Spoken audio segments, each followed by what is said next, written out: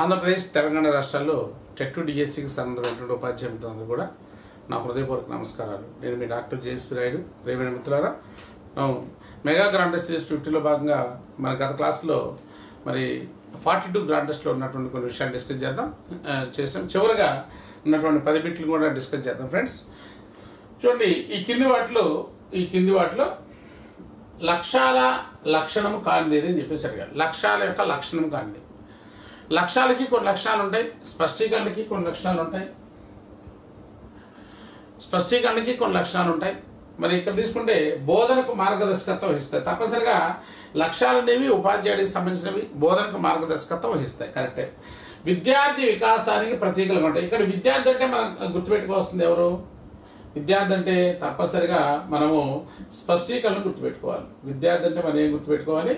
స్పష్టీకరణల్ని మనం గుర్తుపెట్టుకోవాలి. స్పష్టీకరణలు. నెక్స్ట్ అలాగే తరగతి గది బోధన ద్వారా తరగతి గదిలో సాధించడం జరుగుతుంది. ఇది కరెక్టే. నెక్స్ట్ మనోవిజ్ఞాన సిద్ధాంతాల అభ్యాసం తోడ్పడతాయి. సో ఇవన్నీ కూడా మనకి 1, 3, 4 అనేది కరెక్ట్గా ఉంది. రెండోది మాత్రమే తప్పుగా ఉంది ఫ్రెండ్స్. కాబట్టి ఆన్సర్ ఇచ్చేందుకు 1, 3, 4 ఇస్ కరెక్ట్ ఆన్సర్గా మనం చెప్పుకోవచ్చు అనమాట.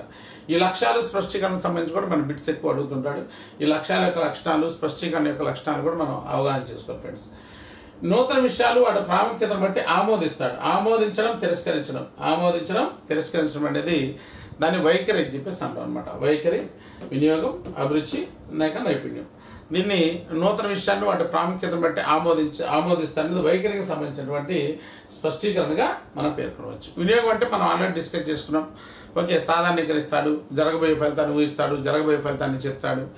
ఓకే, పరికల్పనలు ఏర్పాటు చేస్తాడు, సంబంధాన్ని స్థాపిస్తాడు, సూచనలు ఇస్తాడు, సమస్య పరిష్కారానికి సరైనటువంటి జ్ఞానాన్ని ఎన్నుకుంటాడు. ఓకే, విశ్లేషణ చేస్తాడు, సంశ్లేషణ చేస్తాడు. ఇవన్నీ కూడా మనం వినియోగంలో చెప్పుకున్నాం. అభిరుచి అంటే విద్యార్థి మరి ఏదైనా కార్యక్రమాల్లో యాక్టివ్గా పార్టిసిపేట్ చేస్తే దాన్ని ఇంట్రెస్ట్ అని చెప్పేసి ఉంటాం. బొమ్మలు సేకరించడం, చిత్రాలు సేకరించడం, నాణాలు సేకరించడం, స్టాంపులు సేకరించిన వాటిని జాగ్రత్తగా ఏర్పాటు చేసుకోవడం, సమాచారం సేకరించడం, వివిధ రకాల కార్యక్రమాల్లో చురుగ్గా పాల్గొనడం, నూతన విషయాలు తెలుసుకోవాలనే కుతూహలం కలిగి ఉంటాయి. ఇవన్నీ కూడా అభిరుచికి సంబంధించినవి. నైపుణ్యం అంటే ఏదైనా ఒక పని విద్యార్థి ఖచ్చితంగా, వేగంగా, సకాలంలో, అందంగా, శుభ్రంగా చేస్తే దాన్ని నైపుణ్యం అంటాం. ఈ నైపుణ్యం మనకు 6 రకాలుగా ఉంటాయని చెప్పేసి కూడా ప్రత్యేకంగా మనం డిస్కస్ చేసుకోవడం జరిగింది ఫ్రెండ్స్. నెక్స్ట్ ఈ కింది వాటిలో ప్రవర్తన లక్ష్యానికి సంబంధించిన అంశం ఏంటి? ప్రవర్తన లక్ష్యం అనేది ఎలా ఉండాలి? ఎప్పుడైనా కూడా ఈ ప్రవర్తన లక్ష్యం అనేది ఎప్పుడు కూడా క్రియాత్మకంగా ఉండాలి. విద్యార్థి చేసే పనుల గురించి ప్రవర్తన లక్ష్యాలు ప్రధానంగా మనం డిస్కస్ చేస్తూ ఉంటాం అనమాట. What ever the knowledge we acquired అనేది ఇక్కడ కాదనమాట. What ever the knowledge we acquired the acquired knowledge need to implement in the society అనమాట. సో ఇంప్లిమెంటేషన్కి ఇంపార్టెన్స్ ఇస్తుంది అనమాట. ఇది ప్రవర్తన లక్ష్యం అనేది. ఇక్కడ ప్రవర్తన లక్ష్యం విద్యార్థి ఏమి నేర్చుకున్నాడో తెలుపుతుంది. ప్రవర్తన లక్ష్యం అభ్యాసన కార్యక్రమం ఎలా జరిగిందో తెలుపుతుంది. ప్రవర్తన లక్ష్యం అభ్యాసన కార్యక్రమం అయిన తర్వాత విద్యార్థి ఏం చేయగలుగుతున్నాడో దాన్ని మాత్రమే వివరిస్తుంది. ఇదనమాట. విద్యార్థి ఏం చేయగలుగుతున్నాడు అయిపోయింది, పాఠం అయిపోయింది. భారతదేశంలో లౌకిక రాజ్యం అనే పాఠం చెప్పాం. భారతదేశంలో లౌకిక రాజ్యం అనే పాఠం చెప్పిన తర్వాత లౌకిక రాజ్యానికి సంబంధించినటువంటి పాఠం ఎలా జరిగింది, లౌకిక రాజ్యానికి సంబంధించినటువంటి నాలెడ్జ్ని పిల్లవాడు ఎంత గ్రహించాడు, okay, how much is having the knowledge అనేది కాదు ఇక్కడ ఇంపార్టెంట్. మరి ఆ లౌకిక రాజ్యం అనే పాఠం అయిపోయిన తర్వాత పిల్లవాడు ఇతర మతస్థులతోటి, ఇతర వ్యక్తులతోటి ఏ విధంగా వ్యవహరిస్తున్నాడు, తన బిహేవియర్ మీద ఎలా ఉంది అనే విషయాన్ని ప్రధానంగా ప్రవర్తన లక్ష్యం తెలియజేస్తుందన్నమాట. ప్రవర్తన లక్ష్యం అభ్యాస కార్యక్రమం అయిన తర్వాత విద్యార్థి ఏం చేయగలుగుతున్నాడు దాన్ని చెప్తుంది. ప్రవర్తన లక్ష్యం ప్రేరేపించేటప్పుడు అందులో వినియోగించే క్రియ ఉపాధ్యాయుల చర్యలు. ఎప్పుడైనా కూడా ప్రవర్తన లక్ష్యాన్ని మనం చెప్పేటప్పుడు వినియోగించే క్రియ ఎవరిని రూపంలో ఉండాలి? విద్యార్థి పేరు మీద ఉండాలి. ఎందుకంటే ప్రవర్తన లక్ష్యాలు మొత్తం కూడా విద్యార్థికి సంబంధించినవి కాబట్టి, విద్యార్థి ప్రవర్తన మార్పుకు సంబంధించినవి కాబట్టి ఆ క్రియ అనేది విద్యార్థికి సంబంధించినది ఇక్కడ ఉండాలి. విద్యార్థి ఏం చేయగలుగుతున్నాడంటే దాన్ని మాత్రమే వివరిస్తుందని చెప్పేసి అంటారు అనమాట. సో కాబట్టి ప్రవర్తన లక్ష్యం అనేది మనకి అందుకే చెప్పాం, మన ఈ 2018 టెక్స్ట్ బుక్లో కూడా అభ్యసన లక్ష్యాలు అని చెప్పేసి ఉన్నాయి. అంటే అభ్యసన లక్ష్యాలు అనేవి అంతర్గతంగా ఉండి బహిర్గతంగా విద్యార్థి ప్రవర్తన మార్పుల ద్వారా బహిర్గతం చేయబడతాయని చెప్పేసి అన్నాం. ఓకేనా, రైట్. సో కాబట్టి ఆన్సర్ వచ్చేది దీనికి 3గా చెప్పుకోవచ్చు ఫ్రెండ్స్. విలువల వర్గీకరణలో స్పష్టత, సంతృప్తి లేదని విమర్శించినటువంటి విద్యావేత్త ఏంటి? మనకి బ్లూమ్స్ టాక్సానమీలో మనకి విలువల గురించి బ్లూమ్స్ చెప్పినప్పుడు ఆర్నెల్ అనేటువంటి విద్యావేత్త ఓకే, విలువల వర్గీకరణలో స్పష్టత లేదు, ఇంకా క్లారిటీ ఇవ్వాలని చెప్పేసి ఆయన ప్రధానంగా విమర్శించడం జరిగిందన్నమాట. అలాగే జాన్సన్ పాలు పంచుకోవడానికి ప్రాధాన్యత ఇచ్చారు కానీ పాలు పంచుకోవడానికి ప్రాధాన్యత ఇవ్వాలి కానీ చెప్పేసి లక్ష్యాల సాధన కాదు, విద్యార్థులు పాలు పంచుకోవడానికి ఎక్కువ ప్రాధాన్యత ఇవ్వాలని చెప్పేసి జాన్సన్ విమర్శించారు. కానీ ఏం చెప్తున్నాడు, ఓకే సమాజంలో ఎక్కువ మంది ఆచరించేటువంటి ఆదర్శాలు, నమ్మకాలు, విలువలు అని చెప్పేసి కానే చెప్పాడు. ఐన్స్టీన్ ఏం చెప్తున్నాడు, ఓటమి ఎరిగిన వ్యక్తి కన్నా విలువలకు ప్రాధాన్యత ఇచ్చే వ్యక్తే మిన్న అని చెప్పేసి ఐన్స్టీన్ డెఫినేషన్ చెప్పడం అనేది జరిగింది. కాబట్టి దీనికి ఆన్సర్ ఏంటంటే ఇది బ్లూమ్స్ టాక్సానమీకి సంబంధించింది. ఆన్సర్ ఆర్న్వెల్. నేటి విద్యా వ్యవస్థలో ఈ రంగానికి సంబంధించినటువంటి ఎలాంటి నిర్ణయాత్మక మూల్యాంకనం జరగలేదు అని చెప్పేసి అన్నాడు. ఇది కీవర్డ్ అనమాట. ఏ రంగాన్ని ఎక్కువ పట్టించుకోవట్లేదు ఈ రోజుల్లో. 3 రంగాలు ఉంటే cognitive domain, effective domain, psychomotor domain. మరి కాగ్నిటివ్ డొమైన్ అసెస్ చేస్తున్నాం, దానికి సంబంధించిన టూల్స్ ఉన్నాయి. అలాగే సైకోమోటర్ డొమైన్ అసెస్ చేయడానికి కూడా సంబంధించిన టూల్స్ ఉన్నాయి. కానీ ఇక్కడ కంప్లీట్గా ఇగ్నోర్ అయినటువంటిది, కంప్లీట్గా నిర్లక్ష్యానికి గురైనటువంటి రంగం ఏంటంటే భావావేశ రంగం అనేది. ఎప్పటికి కూడా దీన్ని ఎలా అసెస్ చేయాలి, దానికి సంబంధించినటువంటి సరైన మూల్యాంకన సాధనాలు అనేవి మనకు అందుబాటులో లేవు అనమాట. ఈ భావావేశ రంగం దేనికి సంబంధించింది, హృదయానికి సంబంధించింది, ఉద్వేగాలకు సంబంధించింది, బాధకి, సంతోషానికి, జాలి, దయ, కరుణ, సహనం, సహకారం, పరోపకారం, నిజాయితీ, ఓకే ఇలాంటి వాటిని ప్రాధాన్యత ఇస్తుంది ఈ భావావేశ రంగం అనేది అనమాట. రైట్. తర్వాతే మరి మానసిక చాలనాత్మక రంగం అంటే ఇది కర్మేంద్రియాలకు సంబంధించిన రంగం, కాళ్ళు చేతులకు సంబంధించిన రంగంగా మనం చెప్పుకోవచ్చు అనమాట. అలాగే జ్ఞాన భావావేశ రంగాలు అంటే జ్ఞాన భావావేశ రంగం 2 ఇచ్చారనమాట. ఇక్కడ జ్ఞానత్రంగం అంటే ఇది మెదడుకు సంబంధించింది, ఇది హెడ్కి సంబంధించింది, ఇదేమో హ్యాండ్స్కి సంబంధించింది, ఇదేమో హార్ట్కి సంబంధించింది. అందుకే దీన్ని మనం 3H ఫార్ములా అని చెప్పేసి కూడా మన క్లాస్ చెప్పేటప్పుడు మనం డిస్కస్ చేయడం జరిగింది ఫ్రెండ్స్. సో ఆన్సర్ వచ్చేసరికి భావావేశ రంగం.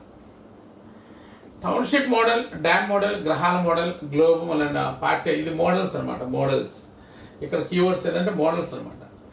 పాఠ్యపద్ధతులను ఉపయోగించిన ద్వారా విద్యార్థి ఎలాంటి అనుభవాలు పొందుతాడు. ఇది మనకి ఎడ్గర్ డేల్ కోన్ ఆఫ్ ఎక్స్పీరియన్స్లో ఇవ్వడం జరిగింది. ఎడ్గర్ డేల్ కోన్ ఆఫ్ ఎక్స్పీరియన్స్లో మనకి 10 రకాల అంశాలు ఉంటాయి. సో దీంట్లో మనకి వీటిని 3 రకాలుగా డివైడ్ చేయడం జరిగింది. ప్రత్యక్ష అనుభవాలు, కల్పిత అనుభవాలు, పరోక్ష అనుభవాలుగా మనం డివైడ్ చేయడం అనేది జరిగింది. దీంట్లో మనకి ప్రత్యక్ష అనుభవాలు, కల్పిత, పరోక్ష అనుభవాలు, అలాగే పైవన్నీ అని చెప్పేసి అన్నాడు అనమాట. సో ఇక్కడ పరీక్ష పడింది, ఇక్కడ ఇది పరోక్ష అనుభవాలు. ఇక్కడ ఎప్పుడైనా కూడా మనము డైరెక్ట్గా విద్యార్థిని తీసుకెళ్ళి సంఘటన దగ్గర తీసుకెళ్ళి విద్యార్థి చూపిస్తే దాన్ని ప్రత్యక్ష అనుభవాలు అంటాం. అలా కాకుండా దానికి సంబంధించినటువంటి మోడల్స్ కానీ, ఓకే దానికి సంబంధించిన వీడియోస్ కానీ విద్యార్థి చూపిస్తే దాన్ని కల్పిత అనుభవాలు అని చెప్పేసి. కాబట్టి ఈ మోడల్స్ ద్వారా విద్యార్థి కల్పించే అనుభవం ఏంటంటే మన కల్పిత అనుభవము. దీన్నే ప్రాతినిధిత్వ అనుభవం అని చెప్పి అంటారు. ప్రాతినిధిత్వ అనుభవము.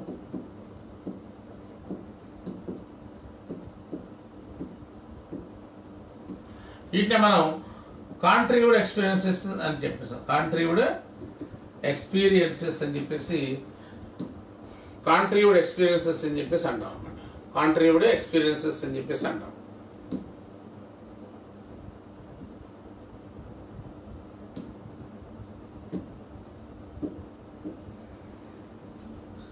కాంట్రిబ్యూట్ ఎక్స్పీరియన్సెస్ అని చెప్పేసి అంటాం. కల్పిత అనుభవాలు కూడా మనం చెప్తాం అనమాట.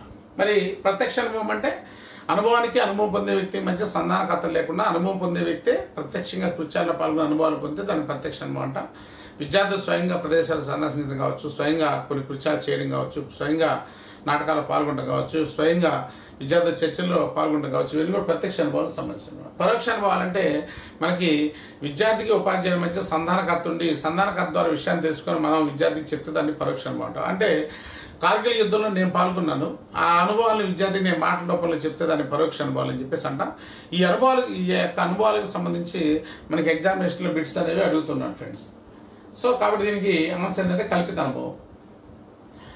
అభ్యాసానికి కావాల్సిన అర్థవంతమైన విషయ సామాగ్రి స్థలంలో జతపరిచి అందించేది, అతని అభ్యాసం నిరంతరం కొనసాగడానికి సమైక్యపరచడంలో సహాయపడేది ఏ అంశం అని యూనిట్ గురించి చెప్పారు. ఇక్కడ యూనిట్ గురించి ఇచ్చిన డెఫినేషన్ గురించి ఆడటం జరిగింది ఫ్రెండ్స్. కాల్పక్క, బర్ధన, బైనింగ్ అండ్ బైనింగ్, స్టాండ్. బర్ధన్ చెప్పాను అనమాట. దీని గురించి యూనిట్ యొక్క డెఫినేషన్స్లో బర్ధన్ చెప్పాడు. అభ్యసనానికి కావాల్సిన అర్థవంతమైన విషయ సామాగ్రి సరళం జతపరిచి అందించేది, ఓకే అభ్యాసం నిరంతరం కొనసాగడానికి తోడ్పడేది యూనిట్ అని చెప్పేసి బర్ధన్ అనే విద్యావేత్త చెప్పడం జరిగింది అనమాట. ఓకే, అలాగే బైనింగ్ అండ్ బైనింగ్ కూడా ఇది 7 లెసన్ ప్లాన్ గురించి చెప్పాడు. స్టాండ్ కూడా లెసన్ ప్లాన్ గురించి 7 లక్ష్యాల వివరణ, విశేష సామగ్రి ఎంపిక, కూర్పు పద్ధతి, నిశ్చయాలు కలిగిందే పాఠ్యపథకం అని చెప్పేసి బైనింగ్ అండ్ బైనింగ్ చెప్తే, స్టాండ్ తరగతి గదిలో ఆచరణలో పెట్టే క్రియాత్మక పథకమే పాఠ్యపథకం అని చెప్పేసి స్టాండ్ చెప్పడం అనేది జరిగింది ఫ్రెండ్స్. కాబట్టి ఆన్సర్ బర్ధన్. చైతన్యంలోని 38 బిట్స్ చూద్దాం. చైతన్యం లేని నిశ్చయాత్మక శ్రోత అనే విద్యార్థి, నిశ్చయాత్మక శ్రోత